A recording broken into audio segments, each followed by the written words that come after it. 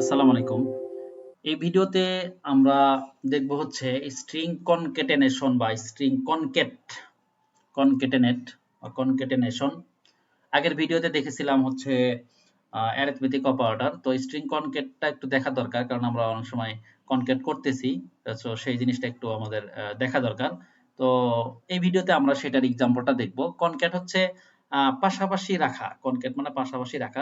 Like আমরা এখানে দুইটা স্ট্রিংকে পাশাপাশি রাখতে চাচ্ছি। হ্যালো এখানে দেখতে পাচ্ছেন, হ্যালো প্লাস ওয়ার্ল্ড। এই দুইটাকে আমি পাশাপাশি রাখতে যাচ্ছি। তাহলে আমি এখানে অ্যারিথমেটিক অপারেটর ইউজ করতেছি দেখে মনে হচ্ছে, কিন্তু ইনি আসলে যোগ করে দিবে না। এটা আসলে যোগ করার কিছু নাই। এটা হচ্ছে দুইটাকে পাশাপাশি বসাবে। আউটপুটটা আপনারা দেখতে পাচ্ছেন যে হ্যালো ওয়ার্ল্ড। তো দুইটা স্ট্রিংকে আমি প্লাস চিহ্ন দিয়ে এটাকে কনকেট করতেছি।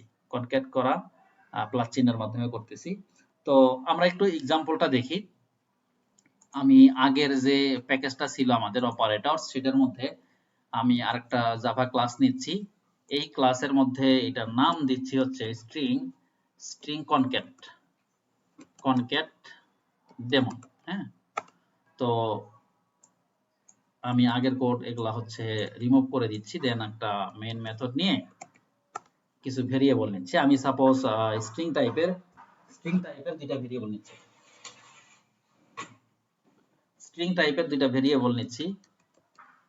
কন্ট্রোল স্পেস দিলাম, আমাকে সাজেশন দিবে। দেন আমি এখানে নেম নিলাম।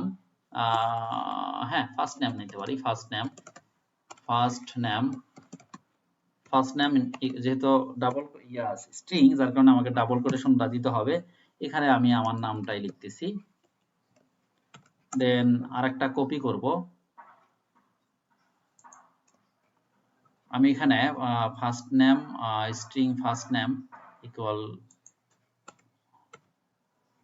ডাবল কোটেশন, আমি সম্ভবত সেমিকোলন না দিয়ে দিয়েছিলাম, কোলন দিয়েছিলাম। আচ্ছা, যাই হোক, আমি আর একটা ডুপ্লিকেট করতে যাচ্ছি। এখানে দিচ্ছি হচ্ছে লাস্ট নেম। তো এখন আমি এটাকে যদি একটু প্রিন্ট করতে চাই, তাহলে এখানে দিব হচ্ছে ফার্স্ট নেম প্লাস তারপর হচ্ছে লাস্ট নেম। ওকে, এখন যদি আমি আউটপুটটা দেখি, তাহলে দেখবো যে আমার নামটা কনকেট হয়ে গেছে, পাশাপাশি বসে গেছে। বাট এখানে চেপে গেছে, দেখতে পাচ্ছেন। তো এটার মধ্যে যদি আমরা স্পেস দিতে চাই, সেক্ষেত্রে এখানে আমরা যেটা করি সেটা হচ্ছে আবারও ডাবল কোটেশন দিয়ে এখানে একটা প্লাস চিহ্ন দেই। এখানে আমরা একটা স্পেস দিয়ে দেই। ঠিক আছে, আমরা যদি এখানে এটাকে আবার রিরান করি, হয়ে গেছে। অথবা আপনি একটা কাজ করেন, সেটা হচ্ছে এইভাবেই থাক। হ্যাঁ, এইখানে একটা স্পেস দেন আর এখানে একটা স্পেস দেন। ঠিক আছে, বা যে কোনো একটাতে একটা স্পেস দেন। আমার এখানে তো দরকার নাই, এখানে তো এটা প্রথমের দরকার নাই, আমার পরেরটাতে দরকার। তাহলে আমি এখানে একটা স্পেস দিলাম, আমার এই পরের নামটার আগে একটা স্পেস দিলাম, আমার এখানে স্পেস হয়ে যাচ্ছে। ইভেন আমি যদি এখানে না দিয়ে, তাহলে এখানে না দিলে কি হবে, আগের মতোই হবে। বাট আমি এখানে দিয়ে দেব, এই যে এই নামের পরে এখন হচ্ছে স্পেসটা পেয়ে যাচ্ছে। আচ্ছা, তারপরেও আমাদের এই জায়গাতেও আমাদের ডাবল কোটেশন দিয়ে মাঝখানে স্পেস দেওয়ার প্রয়োজন হয়। যাই হোক, এখন আমি যদি আবার এখানে ম্যানুয়ালি যদি দুইটা টেক্সটকে একত্রিত করতে চাই, সাপোজ আমি এখানে এভাবে না বলে বললাম যে my name is Ayub Ali বা আইয়ুব, তাহলে সেই ক্ষেত্রে কি করব, আমি এখানে বলবো যে ডাবল কোটেশন, আমি এখানে বলবো মাই নেম ইজ দিয়ে তারপর হচ্ছে প্লাস চিহ্ন, দেন আমার ফার্স্ট নেম আমি দিয়ে দিলাম। কন্ট্রোল স্পেস, সাজেশন আসলো।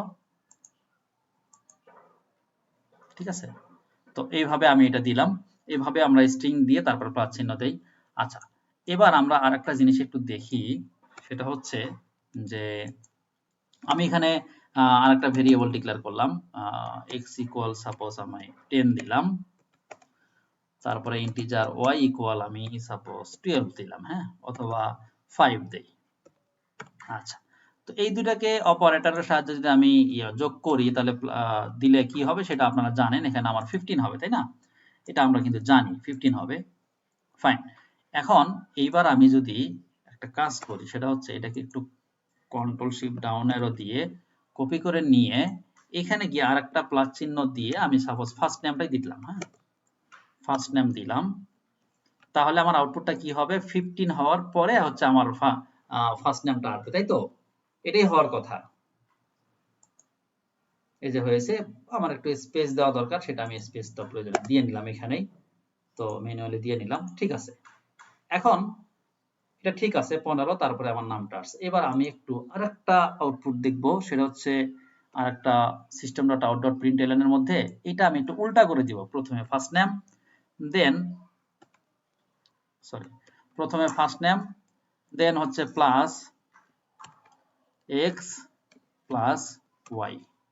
তাহলে কি হওয়ার কথা, আমার এখানে ফার্স্ট নেম হবে, তারপরে এখানে 15 হওয়ার কথা, এতটুকুনি কিন্তু হওয়ার কথা। চলেন আমরা একটা আউটপুটটা দেখে নেই।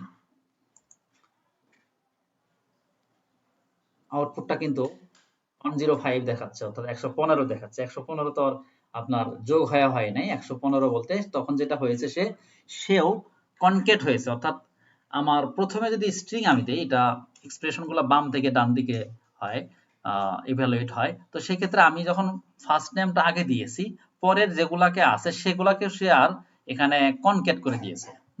কনকেট করে দেওয়ার কারণে এখানে কিন্তু আর যোগ হয় নাই। না হয়ে যেটা হয়েছে সেটা হচ্ছে যে আমার 10 আগে বসাইছে, x এর মান 10, দেন তারপরে সে কনকেট করে দিয়েছে হচ্ছে 5, তার মানে পরেরটা কিন্তু যোগ হয়নি। আর আমি এটা যদি আগে দেই, তাহলে কিন্তু আমার এখানে আউটপুটটা আগে দেখলেন আপনারা, আমার কিন্তু যোগ হয়ে গেছে। তার মানে স্ট্রিং দেওয়ার পরে আমি এখানে কিন্তু, হ্যাঁ এখানে আরো ওয়ে আছে, আমি যদি চাই যে এখানে ফার্স্ট ব্র্যাকেট দিলাম একটা, এখানে আমি হচ্ছে ফার্স্ট ব্র্যাকেট দিলাম, এবার কিন্তু আমার ঠিক থাকবে, সমস্যা নেই। বাট আমি যদি পাশাপাশি এইভাবে রাখতেই থাকি, তাহলে সেক্ষেত্রে স্ট্রিং আগে দেওয়ার কারণে স্ট্রিং যেহেতু আমার কনকেট করে পাশাপাশি বসায়, বাকি পরের মানে ভেরিয়েবল গুলাকেও ইন্টিজার পাইলেও সে ওটাকেও পাশাপাশি বসিয়ে আমার আউটপুটটা দিচ্ছে। তো এই প্রবলেম গুলো যাতে ফেস না করে, সেই জন্য আমি এই ভিডিওটা করলাম। আশা করি স্ট্রিং কনক্যাটেনেশনটা আপনারা বুঝতে পারছেন। আল্লাহ হাফেজ।